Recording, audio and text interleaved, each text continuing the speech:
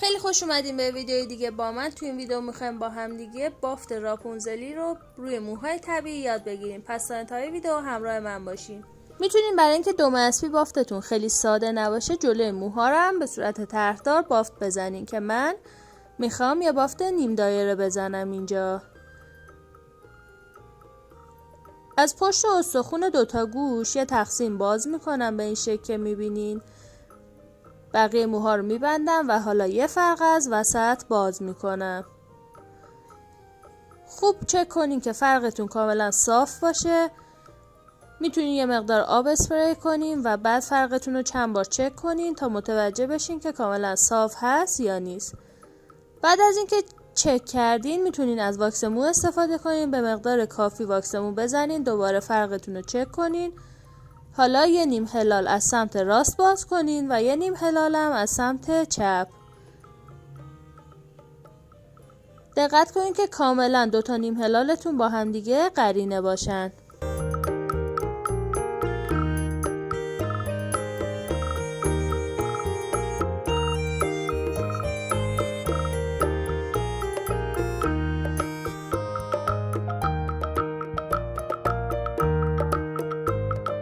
برای اینکه بتونین چک کنین که دوتا نیم هلالتون با هم قرینه هست یا نه، با انتهای شونتون به این شکل میبینین باید اندازه گیری کنین. اگر از هر دو طرف برابر بود توی آینه هم چک کنین و بعدش میتونین نتیجه بگیرین که نیم هلالاتون با هم دیگه کاملا قرینن.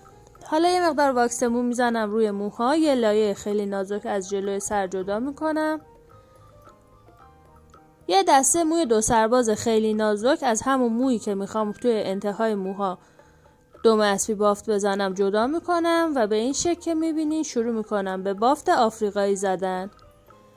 نمیخوام بافتم خیلی فول کاور بشه، یه لایه مو بر میدارم در حد اینکه فقط یه مقدار از رنگ این موهای دو سرباز با موهای طبیعیم ترکیب بشه کافیه. یه دسته مو بر میدارم و شروع میکنم به بافت زدن. قبلا توی یه ویدیو به صورت کامل بافت آفریقایی با موی اضافه رو بهتون آموزش دادم. میتونین برین اون ویدیو رو ببینین و کاملا آموزشش رو یاد بگیرین. توی این بافت فقط از سمت چپ دارم مو اضافه میکنم و روی خط فرقی که جدا کردم دستمو کاملا نگه میدارم که خط فرقم خارج نشه و از سمت چپ موها رو لایه لایه اضافه میکنم.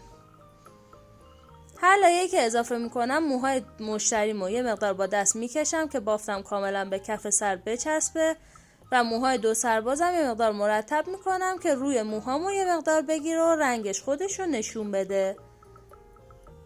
با توجه به جهتی که داریم بافت میزنیم باید حالت بدنتون هم تغییر کنه. یعنی از هر سمتی که داریم بافت میزنین جهت بدنتون و دستاتون هم به همون سمت باشه که کارتون راحت‌تر و تمیزتر بشه.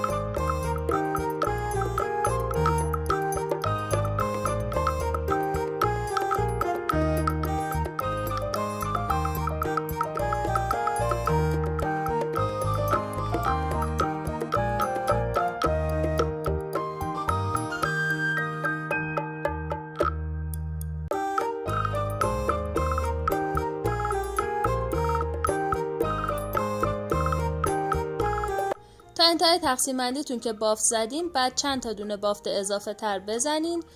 جهت دستتون روی همون جهت خواب موها باشه و بعدش موها رو با کش ببندین که دیگه بافتاتون شل نشه. برای طرف دیگه سرم دقیقاً باید به همین روش بافت بزنین. دوباره یه لایه نازک موی دو سرباز بر می دارم و از جلوی سر شروع می کنم به بافت زدن. این بار به دستهایی که از سمت راست میان زیر وسطی مو اضافه می کنم. از همون جایی که برای بافت قبلیتون مو از کف سر اضافه کردین، دوباره از همون جا موها رو اضافه کنین که بافتاتون در امتداد هم قرار بگیرن و این خطا که مشخص میشن شکل قشنگتری به بافتتون بدن. سعی کنین با دستتون یا انتهای شونه هم اندازه گیری کنین که دو طرف بافتتون کاملا با هم برابر باشه و حجم این موهایی که از کف سر دارین اضافه میکنین دقیقا مثل هم باشه که بافتتون رو قرینه نشون بده.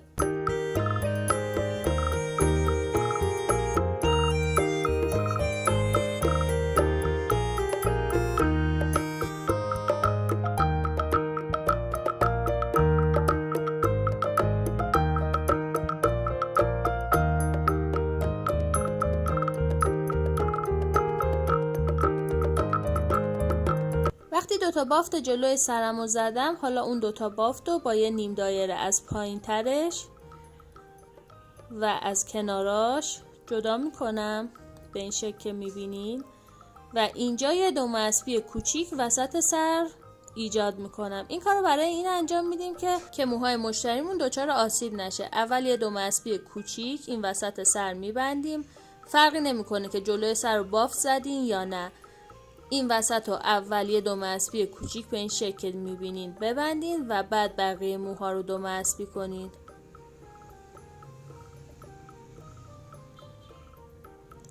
حالا با یه شونه یا یه برس تمام موها رو به سمت این قسمت بالای سر، یعنی قسمت دو سر، باید شونه کشی کنیم. کاملا صاف و مرتبش کنین و بعدش با کش ماکارون یا این کشای قیتونی ببندین. موها رو به هر سمتی که دارین شونه کشی میکنین یه مقدار واکس مو بزنین که کاملا موها بچسبن به هم و تمیز بشن و خورده موها جمع بشن.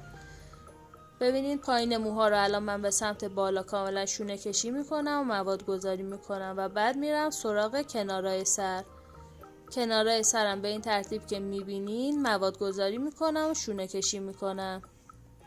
اگر تا اینجا ویدیو رو دوست داشتین حتما با لایک و کامنتتون از این ویدیو حمایت کنین. اگرم به محتوای چنلمون علاقه دارین حتما چنل رو سابسکرایب کنین که هر روز کلی آموزش جدید میذارم براتون.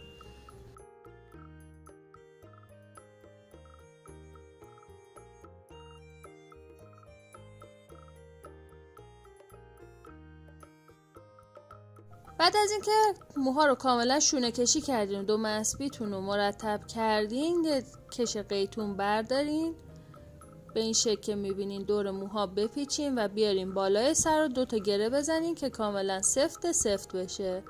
میتونین از کش ماکارون هم استفاده کنین ولی من بهتون این کشای قیتونی رو بیشتر پیشنهاد میکنم. حالا موها رو به 3 دسته تقسیم کنین و 3 تا بافت ساده ستایی بزنین. یه بسته کامل موی دو سرباز بردارین و از قسمت وسط روی دم اسبیتون قرار بدین. از مشتریتون بخواین که با دستش موها رو نگه داره و دوباره با یک کش قیتونی دیگه دم اسبیتون رو کاملا فیکس و سفت کنین.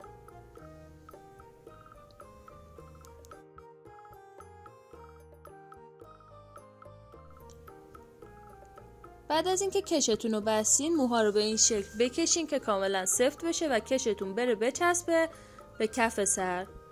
موها رو بیارین عقب، یه لایه نازک از کنارش جدا کنین با یه تاپسیتل یا قلاب آفرو از داخل کشتون رد کنین و بعد کشتون رو به این شکل که میبینین کاور کنین. اون دسته‌ای که کنار گذاشته بودین و دور دم اسبیتون بپیچین. کاملا سفت بکشین. اگر احساس کردین یه مقدار خورده مو داره میتونین واکس مو بزنین که موها جمع بشن. انتهای موها رو از داخل تاپسیتل در بیارین و تاپسیتل رو از بین موها بکشین بیرون. سفتش کنین که کاملا فیکس بشه. حالا موها رو به 3 دسته تقسیم کنین و هر کدوم از اون موهای خود مشتری رو که قبلا بافت ستایی زده بودین برای هر دسته کنار بذارین.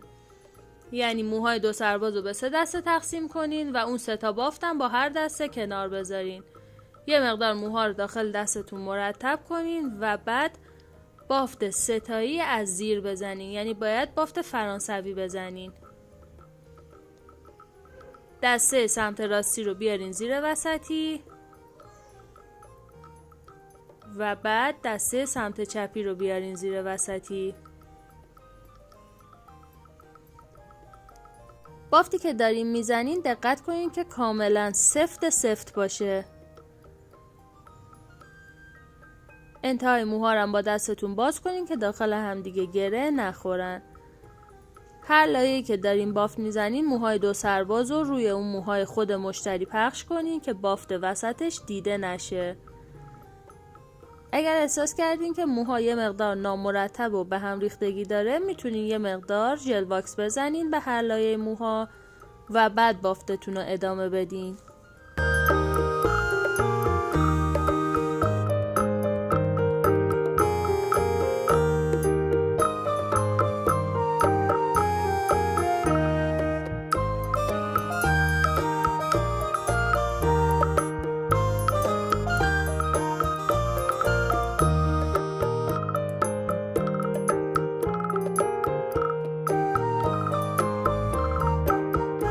تا پایین قد موها رو بافت بزنین و بعد به هر روشی که دوست دارین میتونین فیکسش کنین. قبلا آموزش 3 روش فیکس کردن رو بهتون دادم که لینکشو براتون توی کپشن میذارم. میتونین برای اینکه صورت مشتریتون خیلی خالی نباشه یا با توجه به سلیقه خود مشتریتون از این شاخک‌های سوسکی براش بذارین. از هشتی ابرو قلاب آفرو رو رد کنین. یه دونه از این شاخک‌های بافت آماده داشته باشین، دقیقاً از رنگ مویی که دم اسبی کردین براش. حلقه سر بافت رو داخل قلاب قرار بدین و از زیر موها بکشین بیرون.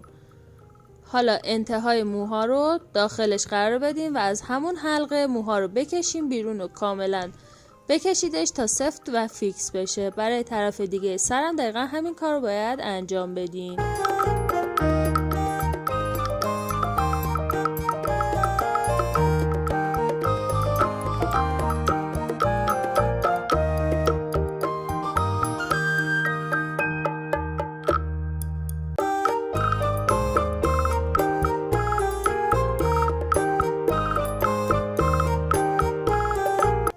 برای اینکه بافتتون تمیزتر بشه میتونین با قیچی خورده موهایی که از بافت زده بیرون رو قیچی کنین و تمیزکاری کنین که این کار خیلی مهمه. حتما بافتاتون رو در انتهای کارتون تمیزکاری کنین. البته آخر ویدیو من بهتون نشون دادم که چجوری با قیچی خورده موها رو میگیرم.